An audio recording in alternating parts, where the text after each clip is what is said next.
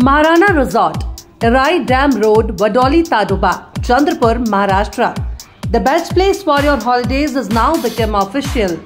Hospitality partner for Mr., Mrs. and Miss India Cosmos 2024. Beautiful ambience, surrounded by natural jungle beauty. Luxurious and comfortable family rooms, beautiful tents, delicious veg and non-veg food, swimming pool and rain dance. Ideal for Tadoba Jungle Safari, any party, family outing and other occasions. Maharana Resort welcome all the finalists of Mr., Mrs. and Miss India Cosmos 2024 in the internationally famous Tiger Reserve Jungle of Tadoba. Contact number 9822 02970, 9822 02971, 9822 2972. Bharatiya Janata party अनुसूचित जनजाति मोर्चा ने Vasantrao Deshpande hall Nagpur में दोपहर 12 बजे आदिवासी पदाधिकारी बैठक का आयोजन किया। भाजपा अनुसूचित जनजाति मोर्चा विदर्भ की ओर से अनुरोध किया गया कि इस आदिवासी बैठक में विदर्भ के संगठनात्मक 17 जिलों से बड़ी संख्या में आदिवासी पदाधिकारी जनप्रतिनिधि शामिल होंगे। भूपेंद्र यादव केंद्रीय मंत्री और महाराष्ट्र प्रदेश प्रभारी के शुभ हाथों से विदर्भ स्तरीय बैठक का उद्घाटन किया गया। राज्य के उप मुख्यमंत्री देवेंद्र जी फडणवीस शिव प्रकाश राष्ट्रीय सह संगठन मंत्री होंगे। बैठक के अध्यक्ष भाजपा प्रदेश अध्यक्ष चंद्रशेखर बावनकुले रहने वाले हैं। मुख्य अतिथि के रूप में फग्गन सिंह कुलस्ते, राष्ट्रीय अध्यक्ष SC/ST समिति डॉक्टर विजय कुमार गावित, अशोक नेता राष्ट्रीय महासचिव भाजपा ST मोर्चा डॉक्टर निशांत खरे, उत्तम राव इंगले, प्रदेश अध्यक्ष भाजपा ST मोर्चा मंत्री डॉक्टर अशोक उइके उपस्थित रहेंगे। बैठक में विदर्भ के जनजातीय पदाधिकारियों अर्थात जनप्रतिनिधियों से बड़ी संख्या में उपस्थित होने की अपील की गई है। सर्व सन्माननीय पत्रकार बंधूंचे भारतीय जनता पार्टी अनुसूचित जमाती म्हणजे आदिवासी मोर्चा महाराष्ट्राच्या वतीने आम्ही आपल्या सगळ्यांचं स्वागत करतो।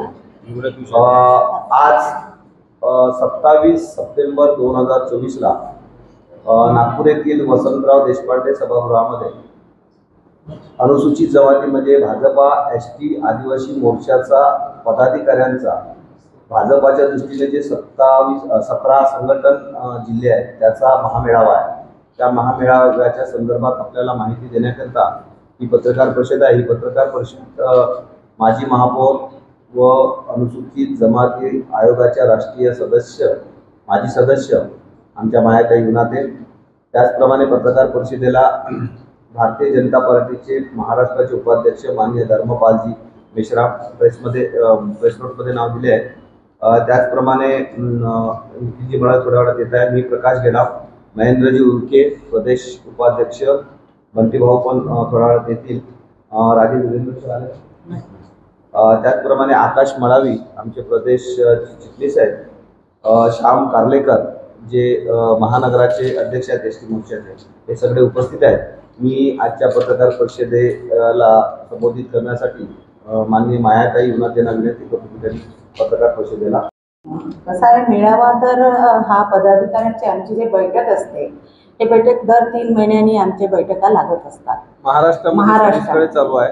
आणि म्हणून हे विदर्भाचं आम्ही इथे नागपूरमध्ये आता घेत आहोत। विदर्भ मराठवाड्याचं झालं, कोकणाचं झालं, इकडे मार्गदर्शन करणार केंद्रीय स्तरावरचे जे हे सगळं या मेळाव्याचा मुख्य उद्देश असं की आम्ही जे मोर्चा म्हणून आम्ही काम करतो किंवा भारतीय जनता पार्टी आहे ते या देशातले जे 12 करोड आहेत आणि महाराष्ट्रामध्ये जे 1,35,00,000 आदिवासी आहेत त्यांच्यासाठी काय केलं बा, काय आहे काय नाही, लोकांमध्ये फेक नेरेटिव्ह करून वेगवेगळा कन्फ्युज केला जातो, त्याची सत्यता काय, असं सगळं कन्फ्युजन दूर व्हावं, एकदा प्रशिक्षण व्हावं या दृष्टिकोनातून हा मेळावा घेण्यात आला। माझा एक प्रश्न आहे, आदिवासींसाठी निधी येतो केंद्र सरकारतर्फे आणि राज्य सरकारतर्फे, परंतु तो निधी दुसरीकडे वळविला जातो, त्यांचा विकास केला जात नाही, त्यांना कुठेतरी म्हणजे त्यांच्या मतांचंच फक्त राजकारण त्यांच्यासोबत केलं जाते, यावर तुमचं काय मत?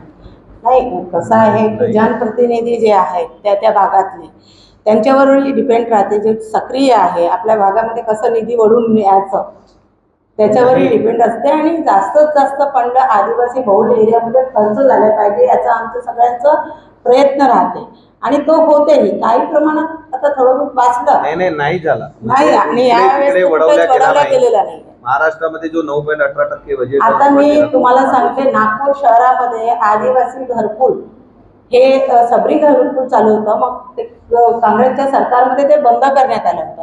आता पुन्हा ते 2000 घरकुल मान्य देवेंद्रजींकडे जाऊन आम्ही स्वतः आमचे सगळे पदाधिकारी जाऊन मागणी केली. 2000 घरकुल ते नागपूर शहरासाठी ते मंजूर करण्यात आलेलं आहे आणि ते लगेच आम्ही ते देणार पण आहे. आता जी घटना घडली तुम्हाला माहिती असेल, म्हणजे एका म्हणजे आई वडील त्या मृतदेह गडचिरोलीवरून ते घेऊन चालले, खांद्यावर घेऊन चालले. उपमुख्यमंत्री देवेंद्र फडणवीस गडचिरोलीचे पालकमंत्री आहेत. मग अशा वेळी तुम्ही म्हणता विकास झाला, आरमोरी सारख्या शहराचा विकास झालेला नाही. तुम्ही कशावर म्हणता? तुम्ही कारण सत्तेत असल्यामुळे तुम्ही त्यांची बाजू घेतात का? नाही बाजू वगैरे नाही. आम्ही नेहमी समाजाच्या मागे आहो. मी गडचिरोलीलाच राहतात आणि मी पण गेलेली आहे. नाही आहे समस्या नाही आहे तशा नाही, पण काही समस्या या शॉर्ट मध्ये सोडवल्या जातात, काही समस्याला लॉंग लागतो. कारण आमचा गडचिरोली जिल्हा हा नक्षलवादी भाग आहे. आमच्याकडे 78% फॉरेस्ट आहे, नदी नाले आहे.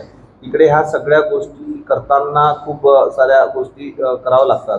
रोड रस्त्यासाठी गव्हर्नमेंटनं पैसे दिले, नितीन गडकरीनं पैसे दिले, सगळं दिलं, पण तिकडे बनवू देत नाही. एक तर फॉरेस्ट एक येतो, ह्या सगळ्या गोष्टीमुळे आहे. पण त्याच्यात खूप सारा बदल झाला, म्हणजे या 10 वर्षामध्ये खूप सारा बदल झाला आहे. काही केस आहे त्यांचं उत्तर ऐकून घ्या.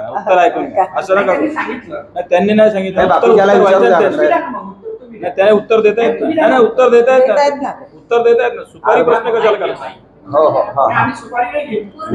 उत्तर करू द्या पूर्ण, असं नका. उत्तर पूर्ण सगळ्यांना बोलू द्या ना, म्हणजे एक एक असा. तुम्ही काय बोलता? माझा प्रश्न असा आहे की आपण 27 तारीखला आदिवासी पदाधिकारी मेळावा ठेवलेला आहे, परंतु नागपूरच्या संविधान चौक मध्ये 2 कृती समिती आदिवासी हा आंदोलन करत आहे, उपोषण करत आहे.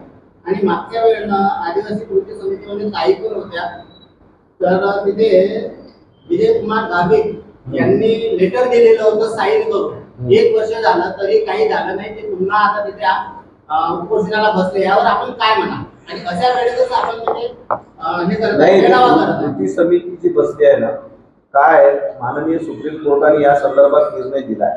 आजची पत्रकार परिषद त्या संदर्भात नाही, पण तरी आता आपण प्रश्न विचारला बसतो. माननीय सुप्रीम कोर्टाने जो विषय आपण बोलला त्याच्या संदर्भात निर्णय दिलाय, तो निर्णय सगळीकडे लागू होणार आहे. दुसरी गोष्ट, आपण जे डॉक्टर विजय कुमार गावित यांनी हे केलं, तो काम झाला ना. त्याच्यानंतर कृती समितीने उपोषण केलं नाही, म्हणजे नाही तो धनगराचा जो विषय आहे ना,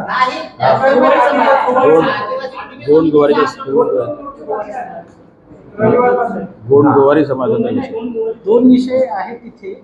एक आहे गोंडगोवारीचं, ते म्हणतात की आम्हाला मुलींकरिता सुवर्ण संधी, सुवर्ण संधी, सुवर्ण संधी.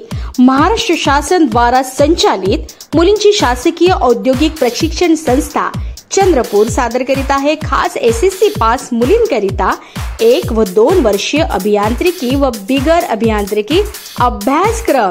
1 वर्षीय बिगर अभियांत्रिकी अभ्यासक्रम मध्ये शिका ड्रेस मेकिंग, फळे व भाज्या संस्करण, baker and confectioner, secretarial practice in English.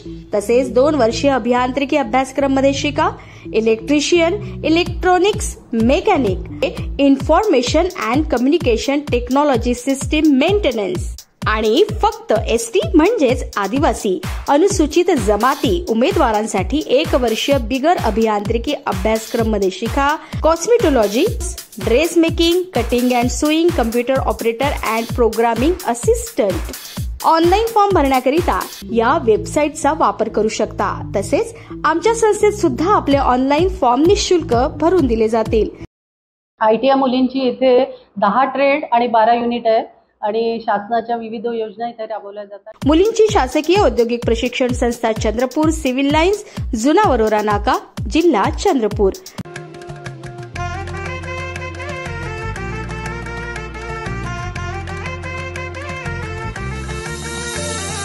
माना पानाचा नात्या गोत्या कुणाचा पसारा लय बाई वाढला, रुसवा नको ग बाई कुणाचा मोठ्यानी उतारा काढला, लगीन घाई सुचून देई खरेदीने पणा काढला,